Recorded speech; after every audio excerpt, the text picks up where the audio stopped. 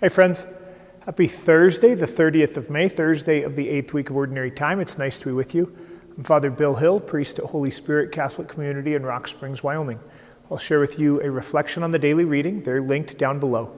Click the link, read the reading prayerfully, and then turn off the screen, spend some time with God before you move on to other things. I think that today is the last day of school, both public school as well as Catholic school for kids in Rock Springs, so please be praying for everybody involved in education in one of these transition sorts of moments. We have readings from the first letter of St. Peter as well as the Gospel of Mark. So let's get into it. The first reading of St. Peter is frankly rich. I'll probably go through it a little bit too slowly today, so stick with me, right? Longing for spiritual milk. Seeking the sustenance that comes from God, right? God who wants to sustain us and feed us at every moment. Perhaps that's why we engage in things like this, right? Looking for things that can help us to live our lives spiritually in the midst of an age that is all about itself, self-referential, right? How does God feed you in the midst of the week? And God willing, as you gather for Sunday Eucharist, that you are fed from the table of the Lord as well. How does the Lord feed you? And then hear what Peter says to Christians at his time, but hopefully says to us. Come to him, a living stone, right? So inviting us into deeper relationship. Come to him, a living stone, rejected by human beings, but chosen and precious in the sight of God.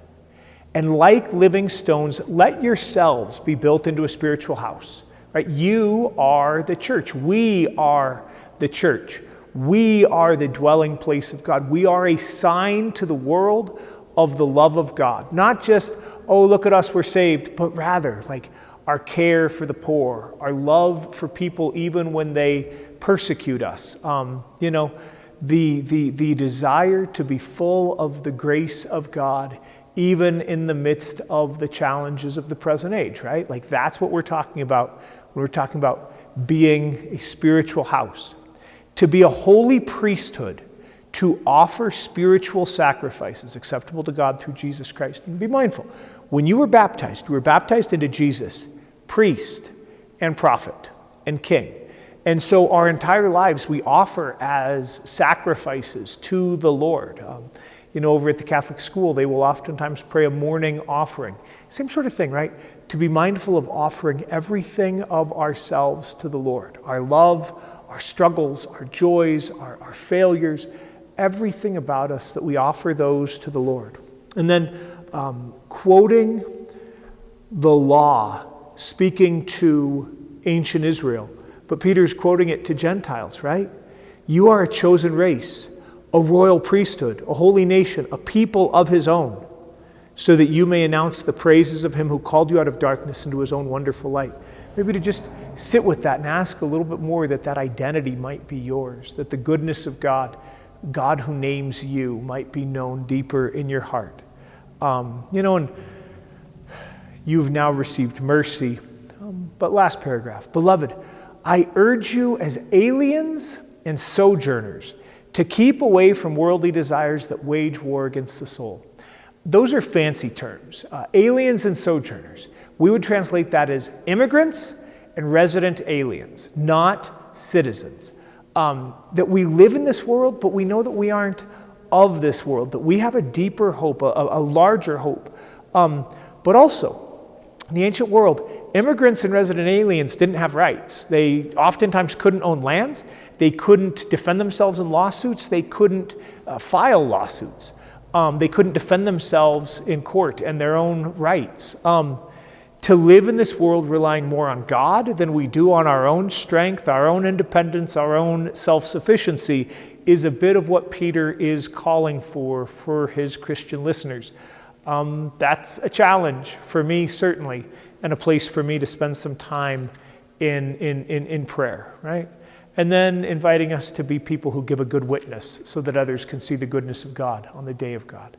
What strikes you? There's a lot of stuff in that first reading. What strikes you that the Lord might invite you to just spend a little bit of time praying with and resonating with, right? We hear about the healing of Bartimaeus in Jericho. The thing that I love about this is that he's named, right? He is known to the community of Mark. I like to believe that Bartimaeus perhaps was in the community of Mark previously, or even at the time that this gospel was composed.